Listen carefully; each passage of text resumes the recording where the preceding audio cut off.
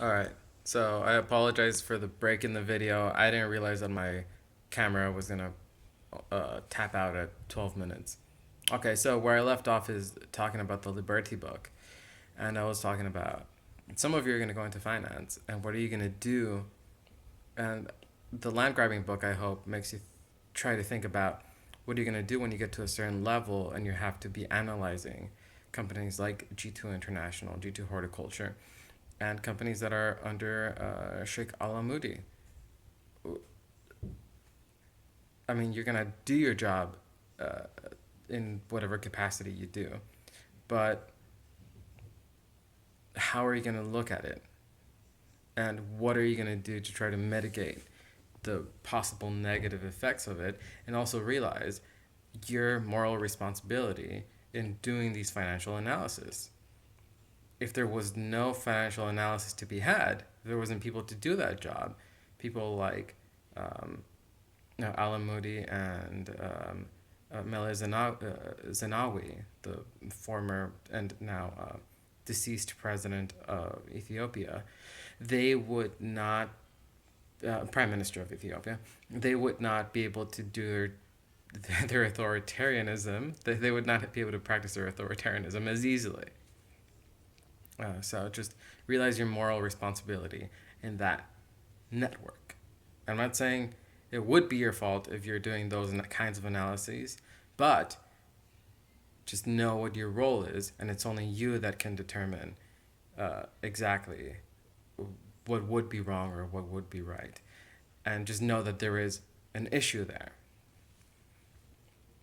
Um, so then the last two to talk about is the Singer book, and the Apaya book.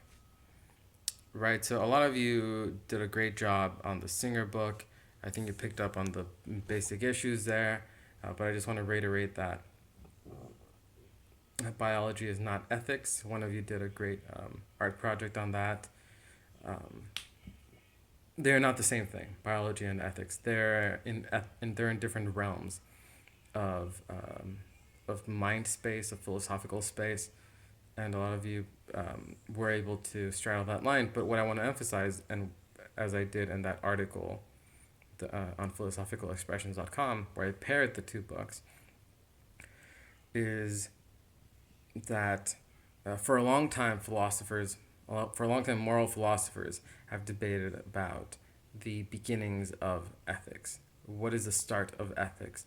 And I think Singer, or what are the principles of ethics? And I think Singer gives you the ground to be able to say, with as much definitiveness as anybody can do at this stage in human history, that ethics started off from a point of view of altruism and of trying to protect your kin. Then we expand to reciprocal altruism, and then we get the interaction between group altruism and reciprocal altruism, and that's where it began.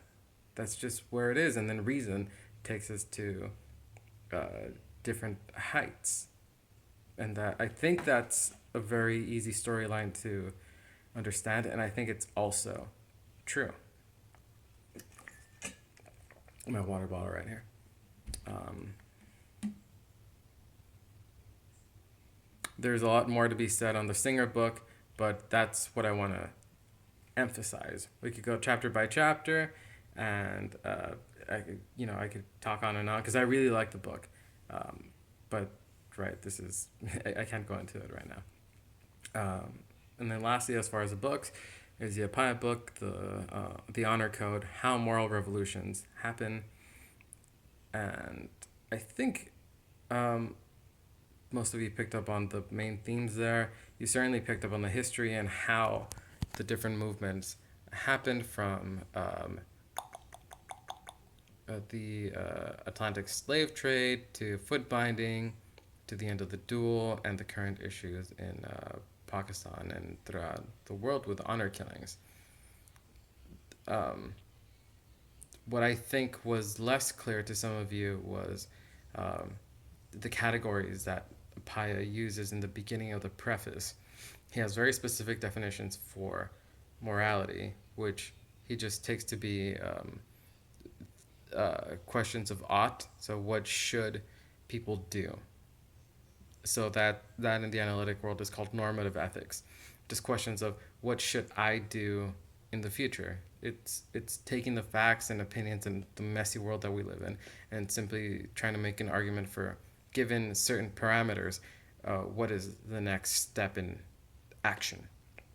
That's one of the central questions, and that's a kind of modality you're practicing when you're thinking about morality. And I think that's the right way to look at it. So morality is questions of ought, of what you should do and should not do. Then he gives you a definition of ethics, and he ties it to eudaimonia in Aristotle's, from Aristotle. And eudaimonia, you